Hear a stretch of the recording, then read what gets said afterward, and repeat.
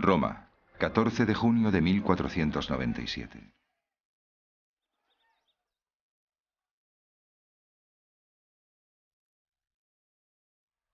El cadáver mutilado de un joven apuesto apareció flotando en el río Tíber. Su nombre era Juan Borgia. El hecho de que este cuerpo se descubriera en el Tíber, un oscuro depósito de justicia violenta, era normal.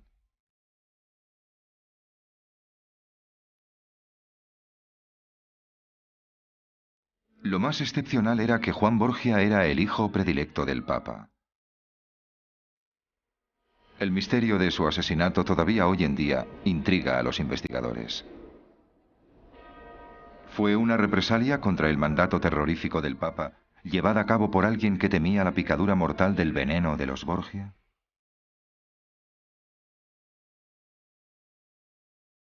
¿O fue provocado por un oscuro secreto?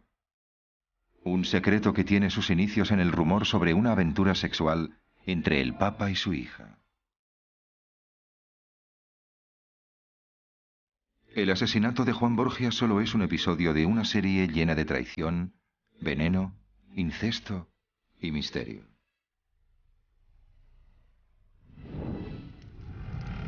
Acompáñanos en nuestro seguimiento de la historia de una de las dinastías más infames de la historia. Una familia cuyo nombre, Borgia, se convirtió en sinónimo de maldad.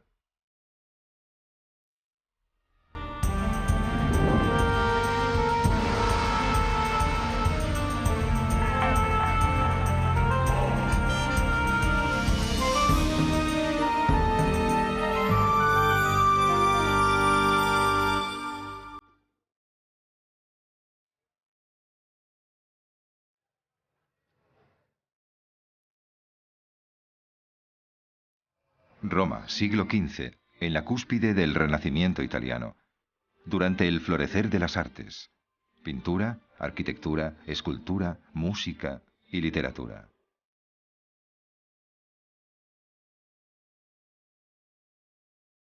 Unos años en que los hombres de inmenso talento como Da Vinci y Miguel Ángel dieron voz a una nueva y gloriosa celebración del espíritu humano.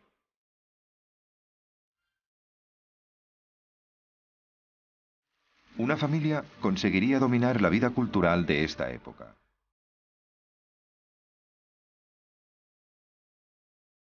Pero extrañamente, esta familia, que apoyaría gran parte del más sensacional arte mundial, fue una de las más malvadas y misteriosas en la historia.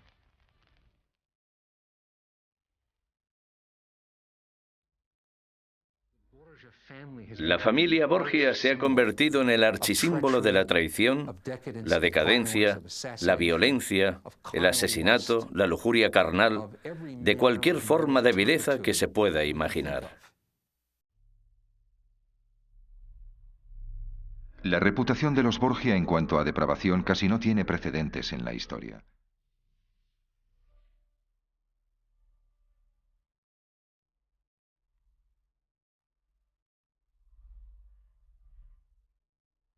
Pero mientras las historias sobre su infamia persisten hoy en día, algunos cuestionan si los Borgia fueron realmente culpables de los repugnantes crímenes que se les atribuyeron. El Papa Alejandro VI, padre de varios hijos ilegítimos, decía que había elaborado una receta mortal con veneno que utilizaba habitualmente para silenciar a sus enemigos.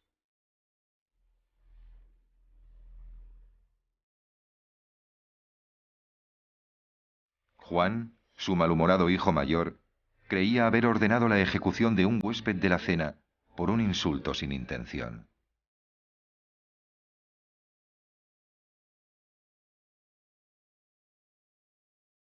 César, el más hábil y despiadado estratega de su tiempo, fue acusado de cortar el cuello a su hermano mayor, Juan.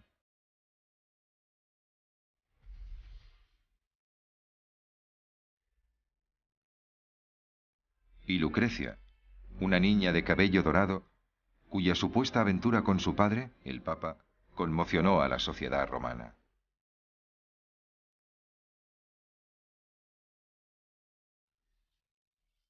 Durante siglos, los eruditos se preguntaron si estos cuatro individuos, podían haber sido tan completamente inconscientes?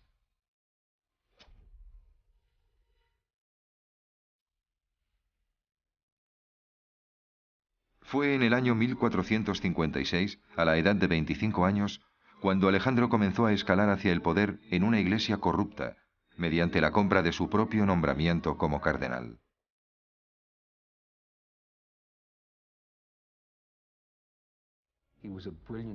Fue un hombre brillante, extraordinario, elocuente, un político muy inteligente, estratega, diplomático. Era un hombre de presencia física dominante. Un hombre enérgico en todos los sentidos.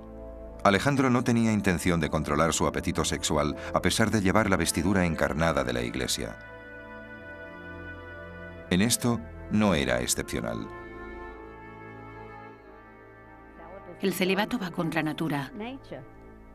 No había un cardenal en Roma que no tuviera una concubina y que no tuviera hijos. Y por supuesto, Alejandro tenía algunos hijos y tuvo algunas amantes. Su amante favorita era Vannozza Catanei, quien le dio 4 hijos. A decir de todos, era un hombre familiar, leal, con grandes aspiraciones para sus hijos. Por un giro irónico del destino, la semilla de su destrucción se encontraría en esta magnánima devoción por sus hijos.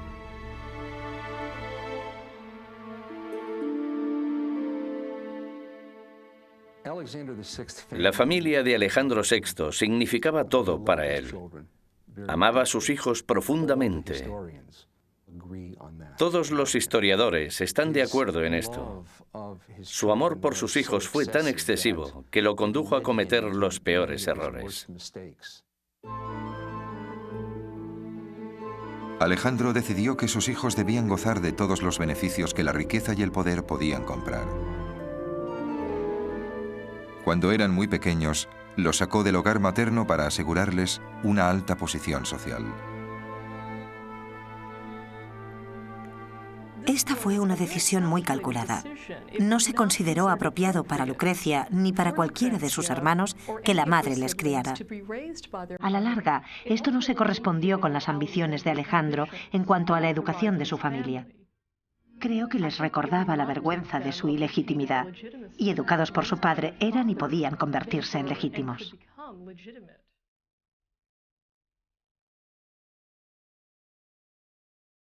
Una calurosa mañana de agosto del año 1492, Alejandro ascendió al más alto cargo de la Iglesia Católica. Fue elegido papa, pero incluso esto no apagó su inagotable ambición.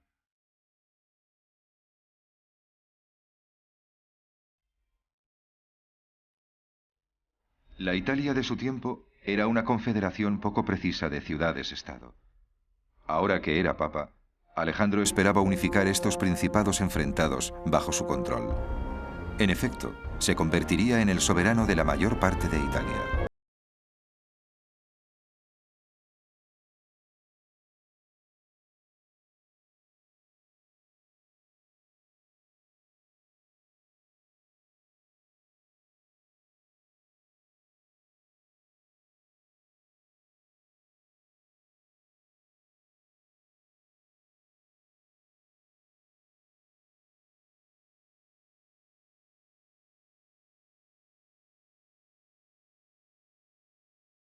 Las chicas se las casaban muy jóvenes. A veces el marido debía esperar antes de tener relaciones sexuales con ellas porque eran demasiado jóvenes, pero esto era normal y, por supuesto, no tenía nada que ver con el amor. Habitualmente, la primera vez que la chica veía a su marido era el día de la boda. Alejandro prometió en matrimonio a Lucrecia con Giovanni Sforza, miembro de la más poderosa familia del norte de Italia.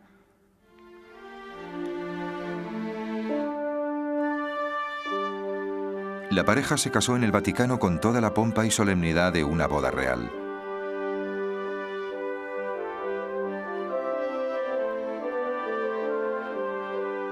Tras el banquete, Alejandro tuvo que enfrentarse a aquel momento que puede ser tan difícil para los padres que adoran a sus hijas, la partida.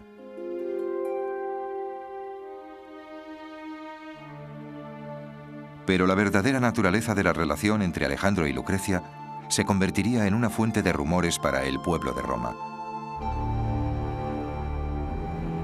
Una duda que comenzaría a despertar y a debilitar el reinado de Alejandro, incluso cuando consolidó su poder.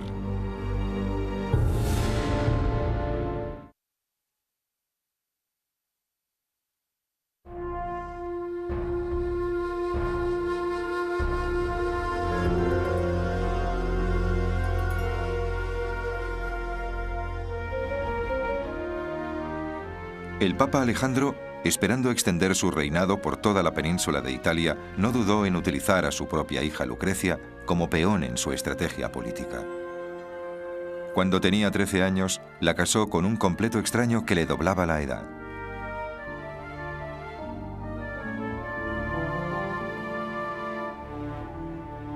Sin embargo, al ver a Lucrecia recitar sus votos matrimoniales, Alejandro fue invadido por los celos y la nostalgia.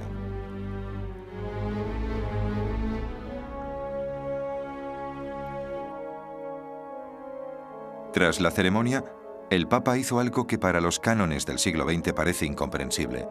Siguió a Lucrecia y a su esposo hasta el interior de la cámara nupcial.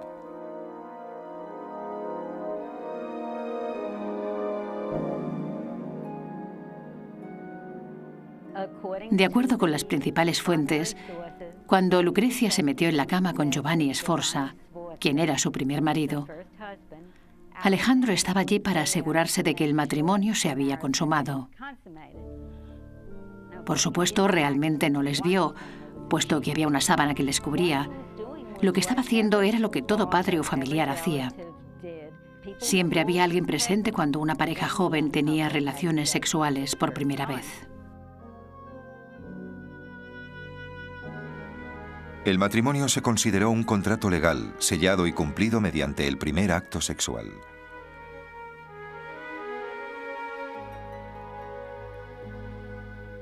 Nosotros solo podemos preguntarnos qué pensamientos pasaron por la mente de Alejandro al ver a otro hombre acariciar a su hija. Porque su relación con Lucrecia no era nada corriente. A decir de todos, ambos gozaban de un vínculo poco común.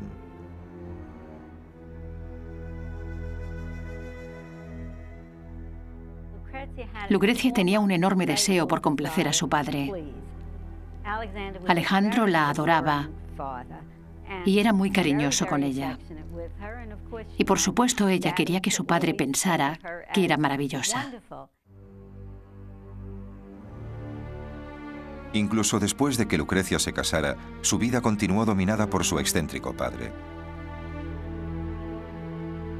Se dice que el Papa dudaba con frecuencia del matrimonio de su hija, de forma que revelaba la verdadera profundidad de sus sentimientos posesivos.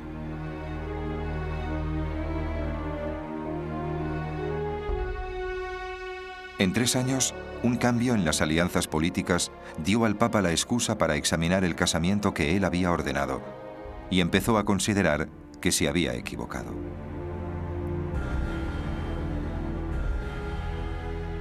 Entonces Giovanni hizo un anuncio crucial. Informó al Papa que se marchaba de Roma, llevándose a Lucrecia con él. Tras determinar que su hija se quedaba a su lado, el Papa dio el primer paso en una secuencia de acontecimientos que finalmente socavarían la estabilidad del régimen de los Borgia. Decidió que el matrimonio de Lucrecia debía ser anulado. ¿Cómo, en una época en que el divorcio se consideraba un acto de blasfemia, sería posible para el Papa disolver el matrimonio de su propia hija? La impotencia era verdaderamente la principal vía que podía provocar una anulación. Si el matrimonio no se había consumado y no se habían tenido hijos, entonces, a los ojos de la Iglesia, no había sido un matrimonio legal. Giovanni Sforza respondió a la profunda acusación insultante de que él era impotente, exigiendo la oportunidad de demostrar su virilidad en público. Básicamente, Sforza se ofreció a cumplir sexualmente frente a personas que fueran consideradas cualificadas para ejercer de testigos. Y ya que Alejandro no tenía ninguna intención de demostrar que su hijo era capaz de consumar el matrimonio, el juicio nunca progresó. Entonces, Giovanni Sforza siguió la ofensiva lanzando una escandalosa acusación.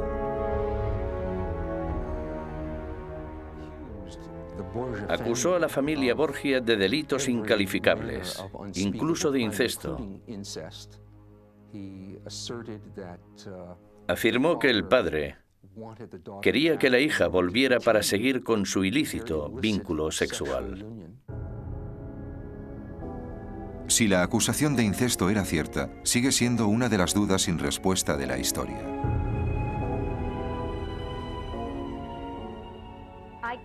No puedo creerme que los rumores de incesto fueran ciertos.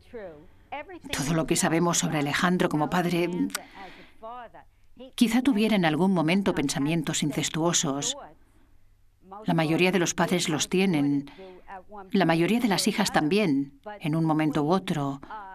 Pero entre pensar y actuar hay un gran abismo. Temiendo que Alejandro le quitara su pequeño feudo, finalmente Giovanni se volvió atrás y accedió a admitir que verdaderamente era impotente.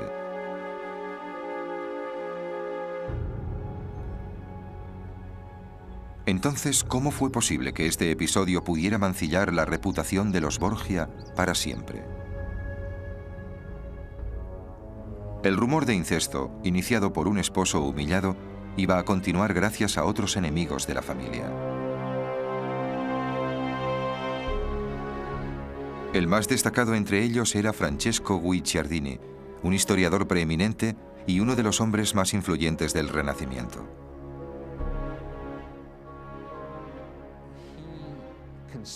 Desarrolló una aversión hacia la familia Borgia. Creía que eran responsables de muchos de los males que no solo superaron a la Iglesia, sino que superaron a Italia entera. Y así se convirtió en uno de los enemigos más implacables. Simplemente les odiaba. Odiaba a todos y cada uno de ellos. Entonces, otra acusación comenzó a circular, una incluso más escandalosa que la de incesto. Se decía que el Papa, habitualmente, se deshacía de sus enemigos con veneno. Una de las razones por las que el veneno está tan asociado con los Borgia es que éste permite liquidar a un enemigo o rival, sin tener que estar personalmente allí, empuñando la espada o la daga. Era el arma perfecta para el tipo de política artera de la época. Podías estar sonriendo o elogiando a un rival político en la cara, mientras al mismo tiempo sabías que aquella noche su sirviente le iba a poner una jarra de vino que terminaría con su vida. ¿Es posible, como se clamaba, que los Borgia perfeccionaran una receta secreta de veneno?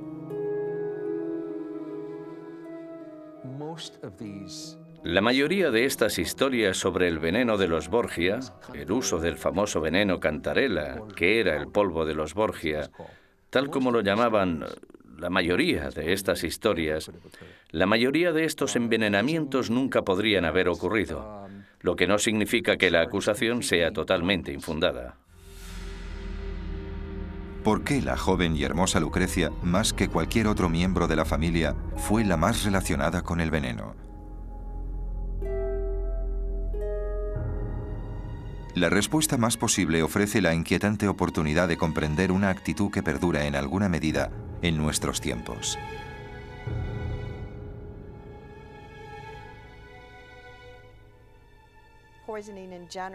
En general, el envenenamiento siempre se ha considerado un tipo de forma traicionera de matar a alguien, y es una pena, pero era parte de las enseñanzas de la Iglesia cristiana durante aquella época, centrada en la idea de que las mujeres eran intrínsecamente de poca confianza. Quiero decir, después de todo, ya se sabe, Eva escuchó a la serpiente, y ese es el motivo por el que todo el mundo fue expulsado del Edén. De este modo, en general, las mujeres eran caracterizadas por tener una inclinación hacia la maldad, el engaño.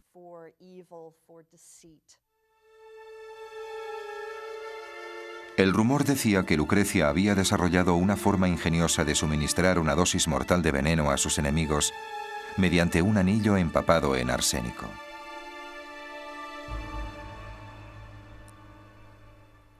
También existe una historia sobre el anillo que tenía una pequeña aguja secreta escondida en el interior que estaba impregnada con algún tipo de veneno, y de esa forma te permitía acercarte a alguien, darle unas palmaditas en la espalda o darle la mano y mediante un simple pinchazo envenenarle. Por muy perjudiciales que fueran aquellos rumores, la dinastía Borgia parecía invencible, pero todo aquello pronto cambiaría.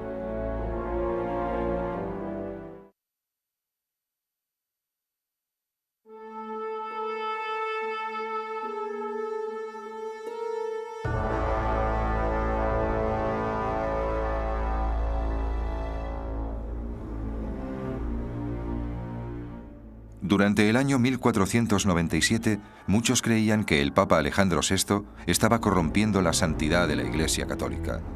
Algunos incluso clamaron que era un asesino a sangre fría, que había anulado el matrimonio de su propia hija con la intención de continuar con su aventura sexual.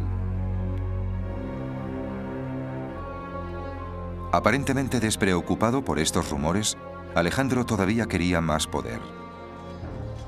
Con la intención de reforzar su posición, planeó una campaña militar que sometería a las ciudades-estado hostiles de Italia y detendría al ejército invasor francés en la bahía.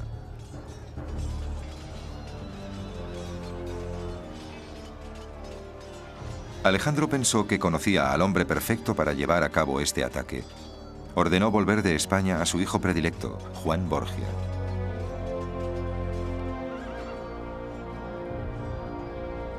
Sin ser consciente, el Papa creó el escenario perfecto para un asesinato misterioso.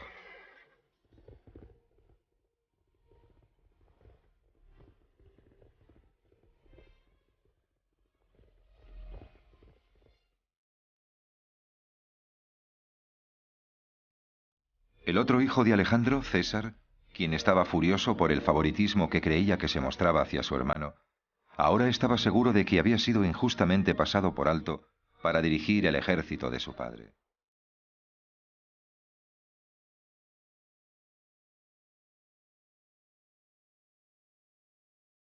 Además, en su interior se encendió una furia peligrosa cuando Juan comenzó a perseguir a Sancha de Aragón, que no era otra que la amante de César.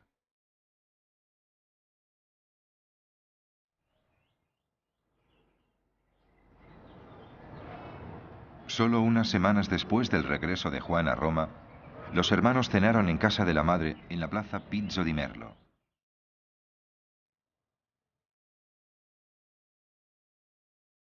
Después de la cena, Juan y César dieron las buenas noches a su madre y desaparecieron por una calle oscura.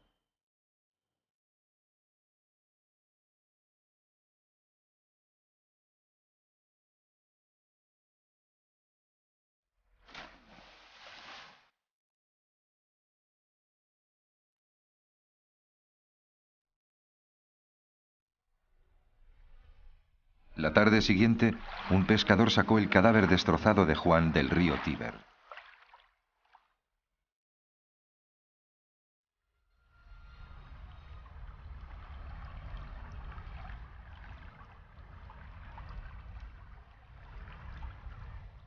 Un día después, con los ojos rojos e hinchados por el llanto, el Papa pronunció un discurso ante la solemne asamblea de sus cardenales.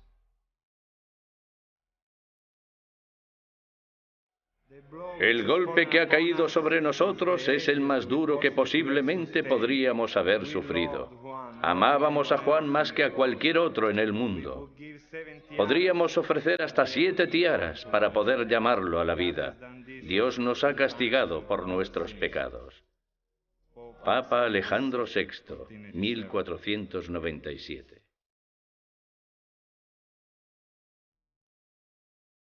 Por primera vez en su vida, al Papa le invadió una sensación de aprensión. En lo más profundo de su corazón se enfrentó con lo incalificable, que sus propios actos diabólicos finalmente habían vuelto para perseguirle. Ciertamente es una historia de gente que quería hacer daño, atacar en lo más profundo del reinado de Alejandro. No había nada más insultante que difamar un cadáver. Y más aún tirar al río al hijo de un papa, de hecho, al hijo predilecto del papa, como si fuera un animal arrastrado por la corriente. Pero el asesino podía no ser enemigo del Papa Alejandro. Podía haber sido un enemigo de Juan. El asesino podía ser el propio hermano de Juan, César. Muchos historiadores señalaban, y Guicciardini el primero entre ellos, que César Borgia tenía un motivo para matar a su hermano, porque sentía celos de él, celos de su posición, celos de su futuro. Sin embargo, el Papa rechazó considerar que César pudiera ser culpable, quizá porque simplemente era incapaz de hacerlo. Al decidir creer que sus enemigos se encontraban fuera de la familia, Alejandro siguió su camino para forjar una nueva y poderosa alianza.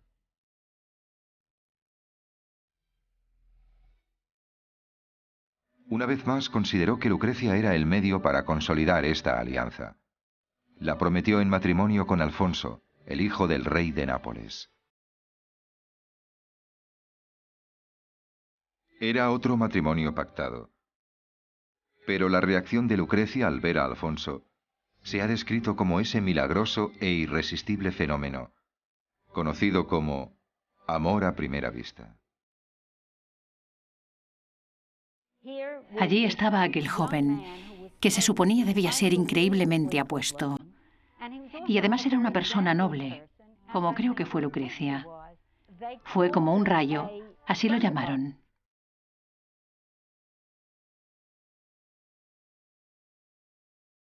El matrimonio político dio un giro para convertirse en un casamiento por amor, y el deleite que mostró la joven pareja respectivamente fue la comidilla de toda Roma.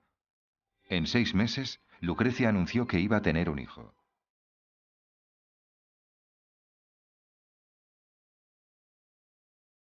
Entonces, una mañana, Alejandro escribió a Lucrecia con noticias terribles.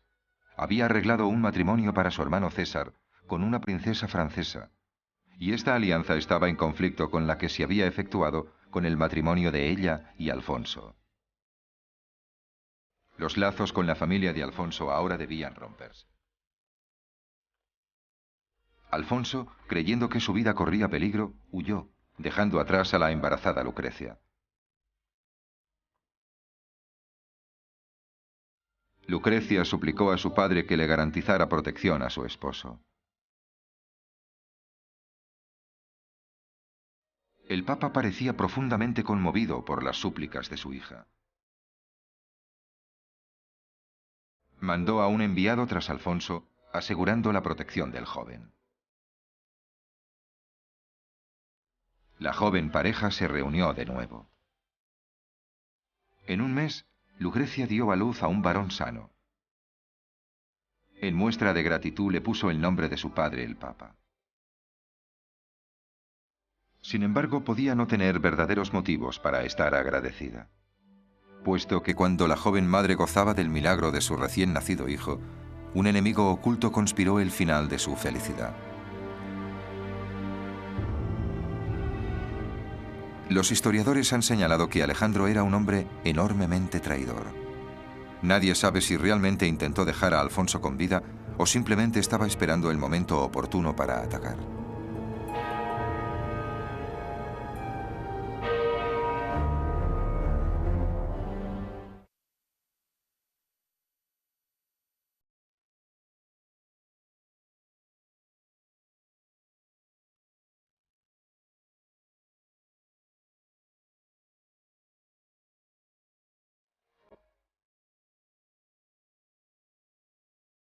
Se ha dicho que el amor posesivo del Papa Alejandro por su hija era la única fuerza poderosa en su vida.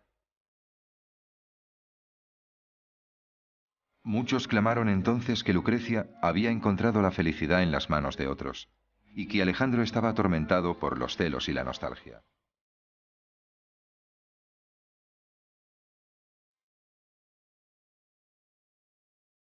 A decir de todos, Lucrecia y Alfonso siguieron con su feliz idilio.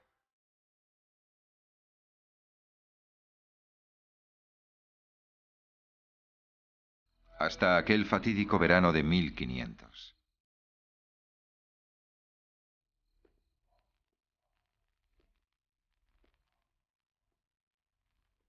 Después de cenar en sus aposentos del Vaticano, Alfonso anunció que salía a dar un paseo. Cuando salió de San Pedro, el más sagrado de los santuarios, no le sorprendió ver a peregrinos durmiendo en las escaleras.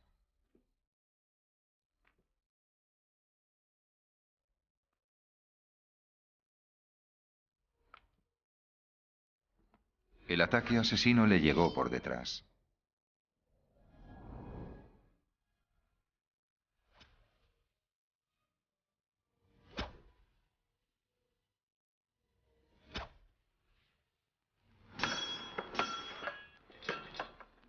Recibió cortes profundos alrededor del cuello y los hombros, y la ropa quedó bañada en su propia sangre. Alfonso fue trasladado hasta el interior del Vaticano. Parecía imposible que sobreviviera aquella noche.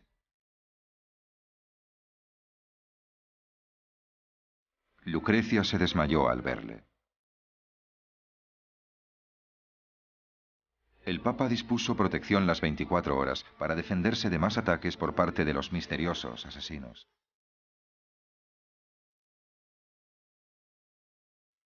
Pero 6 semanas después del ataque, de alguna forma, alguien consiguió escabullirse dentro de la habitación donde Alfonso se estaba recuperando y le estranguló.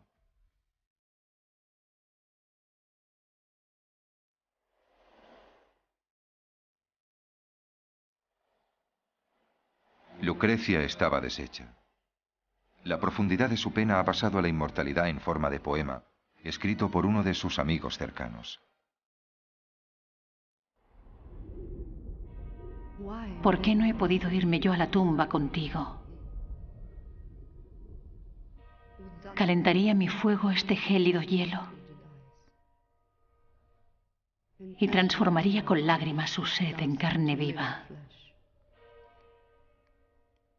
Y de nuevo, darte la alegría de la vida. Y luego podría audazmente, fervientemente, hacer frente al hombre que rompió nuestra unión y llorar, monstruo cruel, mira lo que puede hacer el amor. Bárbara Torelli, 1508.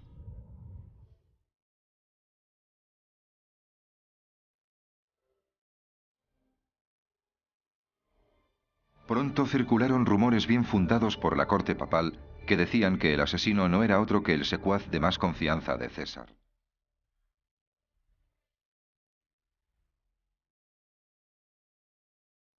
Ahora que Alfonso estaba muerto, la alianza con Francia, que César y Alejandro tanto habían deseado, podía llevarse a cabo.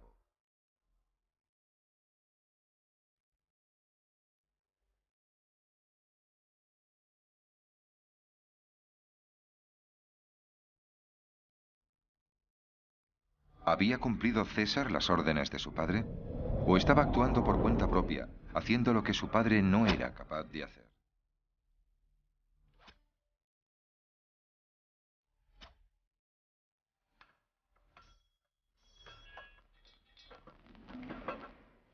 En cuanto a Lucrecia, las exigencias de su familia la obligaron a escoger la sangre por encima del matrimonio y tolerar esta tragedia.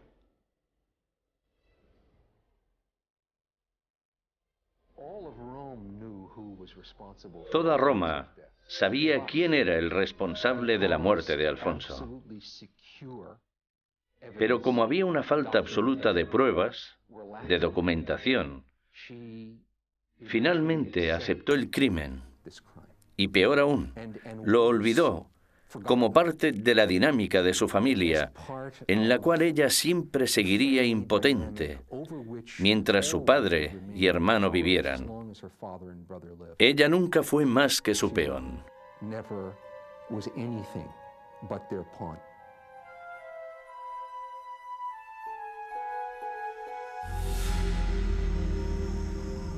Ahora la familia parecía atrapada por una tela de araña endemoniada de la que no tenían escapatoria. Fue como si el asesinato tuviera vida propia, una fuerza oscura que podía volverse fácilmente contra todos y cada uno de los hombres que la hubieran desatado.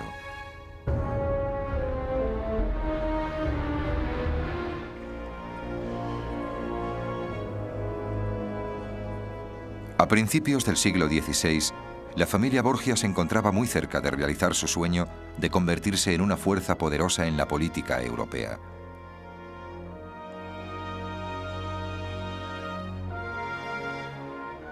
Bajo la dirección de César, el ejército papal se extendió por toda la Italia central, conquistando cada pueblo con el que se cruzaba. De todos los Borgia, César fue el más intensamente recordado. César era un hombre excepcionalmente violento, que dio rienda suelta a sus impulsos de venganza.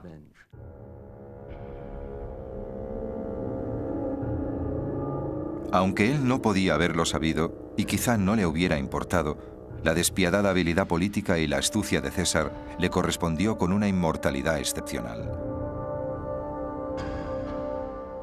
El escritor Nicolás Maquiavelo le tomó como modelo para describir cómo el poder se consigue, se dirige y se utiliza.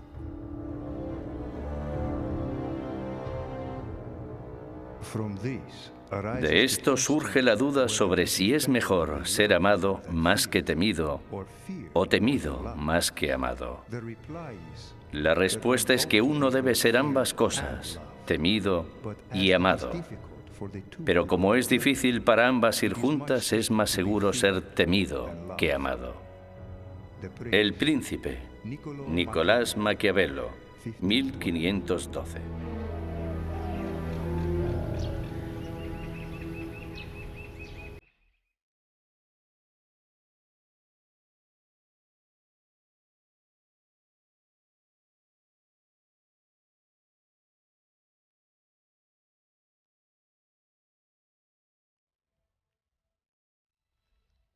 A pesar de su destreza como líderes políticos, ni Alejandro ni César se dieron cuenta de que mientras su poder crecía, su situación se volvía más precaria.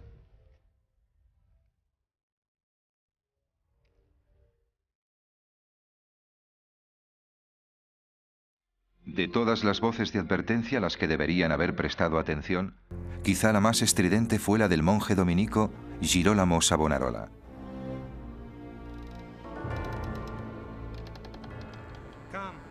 Con vuestra merced en la Iglesia, vuestra soberbia condena todos nuestros valores y la simonía que utilizáis maldice nuestros sacramentos. Con la lascivia os convertís en una puta desvergonzada. Sois peor que una bestia, sois un monstruo y una abominación. Girolamo Savonarola, 1498.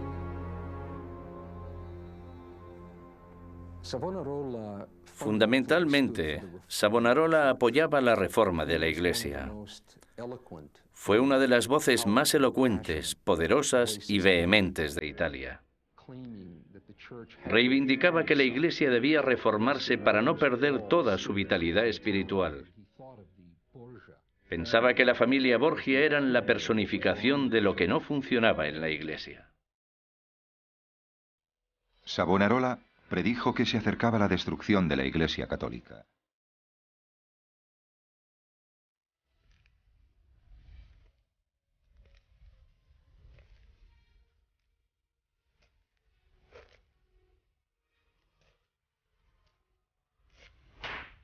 Alejandro le respondió con la horca y la hoguera.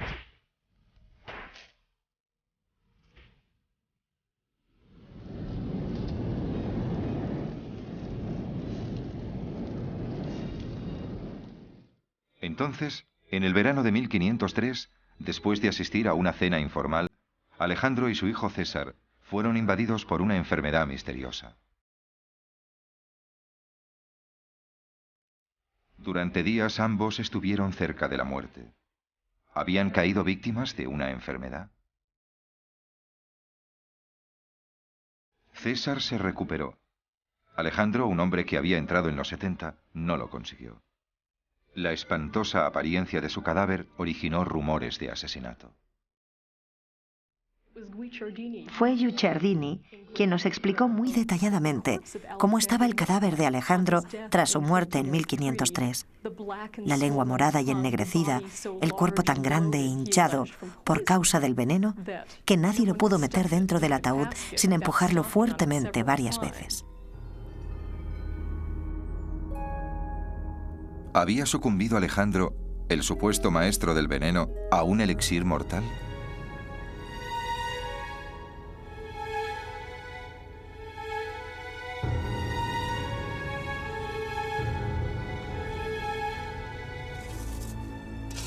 Incluso algunos clamaban que su desaparición fue provocada por un macabro accidente, un intento secreto de matar a un cardenal.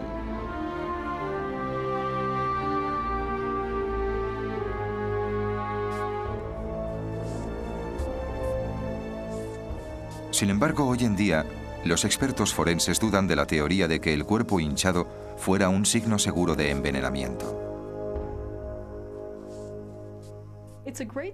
Es una gran historia, pero no concuerda con lo que ahora sabemos sobre el tema. Sabemos que Roma, en el verano de 1503, estaba infectada por la malaria, que Alejandro posiblemente muriera de causas naturales. Y así la historia sobre el veneno es la parte más importante del mito de los Borgia, más incluso que su propia realidad.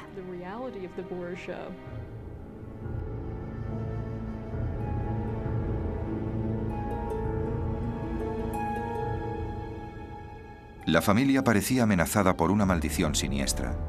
César también tuvo una muerte violenta. Lo mataron a hachazos en el campo de batalla en el año 1507. Pero tenía que haber otro capítulo en el legado de los Borgia, quizá el más importante.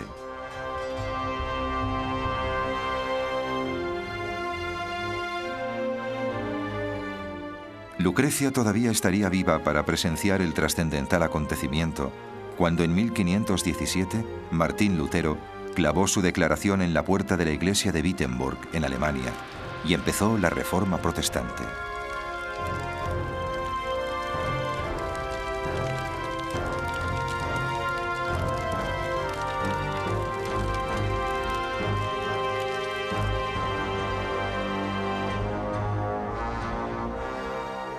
La revuelta protestante, aquella gran agitación sobre la creencia religiosa, surgió en gran parte como reacción contra los excesos del Papa Alejandro.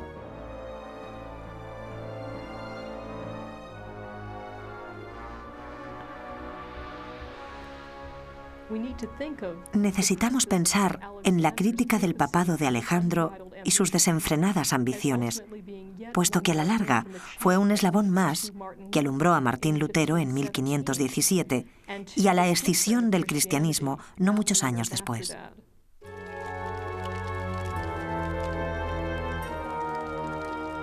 Las predicciones de Savonarola, el monje que Alejandro quemó en la hoguera, eran verdaderas. La Iglesia Católica se dividió. 500 años después, muchos son conscientes del impacto que los Borgia tuvieron en el transcurso de muchos acontecimientos mundiales.